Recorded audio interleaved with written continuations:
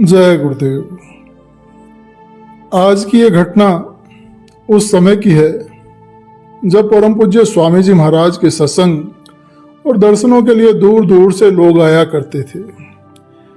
तो स्वामी जी महाराज के संपर्क में एक होटल के मालिक भी थे, जिनका स्वामी जी महाराज के पास अक्सर आना जाना लगा रहता था।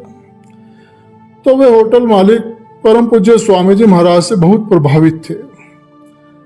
तो एक दिन उनके होटल में कुछ फिल्म निर्माता और कलाकार लोग आकर ठहरे, जो बहुत ज्यादा प्रसिद्ध थे, जिनकी ख्याति चारों तरफ फैली हुई थी।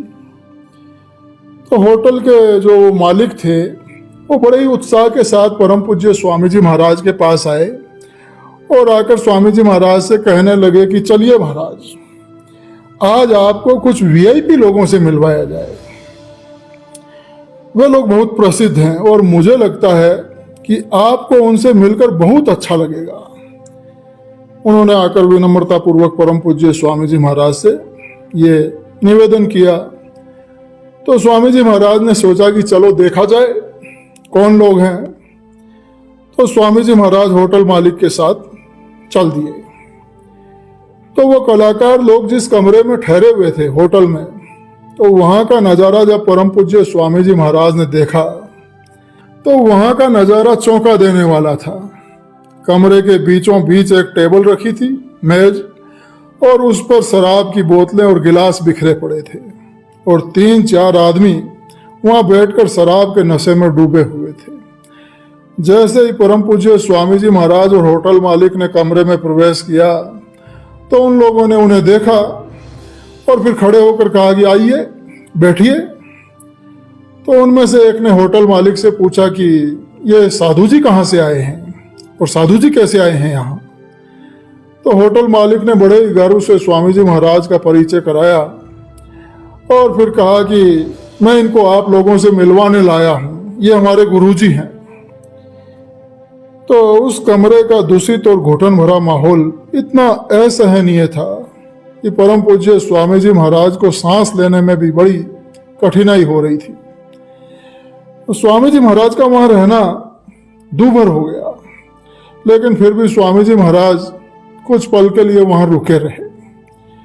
तो होटल मालिक ने सामने बैठे एक व्यक्ति की तरफ इशारा करते हुए स्वामी जी महाराज से कहा कि देखिए महाराज, ये सामने जो बैठे हुए हैं ये जाने माने फिल्मी सितारे हैं। ये अपनी एक फिल्म की शूटिंग के सिलसिले में यहाँ आए हुए हैं। फिर स्वामी जी महाराज की दृष्टि सामने कमरे की दीवार पर पड़ी, जहां भगवान शिव जी की एक भव्य तस्वीर टंगी हुई थी। तो उसी तस्वीर की तरफ इशारा करते हुए होटल मालिक ने आगे कहा, ये तस्वीर देख रहे हैं, ये इन्हीं की तस्वीर है। ये फिल्मों में देवता का पार्ट अदा करते हैं और बड़े ही शानदार कलाकार हैं। लोग इन्हें पर्दे पर देखकर इन्हें पूजते हैं। तो ये सुनकर स्वामी जी महाराज बिल्कुल चुप हो गए। फिर स्वामी जी महाराज के मुख से पीड़ा और रोष के मिले जुले शब्द निकले कि क्या यह शराबी उन योगियों की नकल करता है? ये तो देवताओं का अपमान है। फिर बिना एक पल की भी देरी किए परम पूज्य स्वामी जी महाराज तुरंत वहां से उठकर चल दिए और कमरे से बाहर निकलते हुए स्वामी जी महाराज ने बड़े ही दुख से कहा कि इन्हीं भ्रष्ट लोगों की तस्वीर देवी देवताओं के रूप में बाजारों में बिकती है, जिनको लोग घरों में टांग कर इनकी पूजा करते हैं। तो फिर बताओ लोगों पर क्या असर होगा। इसीलिए तो लोग आज धर्म से दूर होने लगे हैं।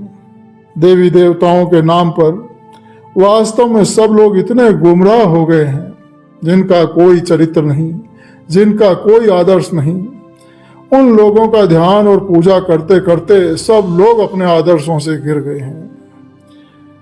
तो ये इस घटना का परम पूज्य स्वामी जी महाराज को बहुत दुख हुआ कि समाज में अच्छाई और सच्चाई कम होती जा रही है और लोग सही रास्तों से भटक रहे हैं। तो ऐसे आजकल हम भी देखते हैं कि टीवी पर बहुत से कलाकार भगवान राम, भगवान कृष्ण, माता सीता, माता पार्वती, इनका रोल अदा करते हैं।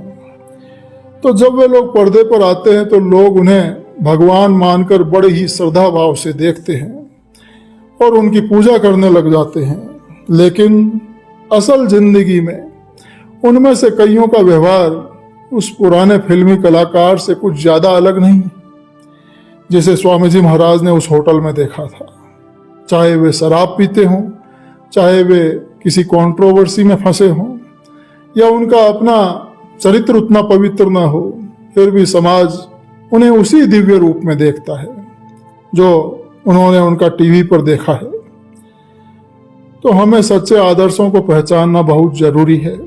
सिर्फ किसी के बाहरी दिखावे या उसकी प्रसिद्धि के आधार पर उसे पूजना या उसे आदर्श मानना, यह बहुत गलत है। हमें ये समझना चाहिए कि पर्दे पर निभाया गया कोई भी किरदार उस व्यक्ति की असली जिंदगी और उसके चरित्र की जगह नहीं ले सकता। सच्चा धर्म, सच्ची आध्यात्मिकता किसी के पहनावे या बाहरी रूप से नहीं दिखती, बल्कि ये मन की पवित्रता और अच्छे सिद्धांतों पर चलने से आती है। जय गुरुदेव।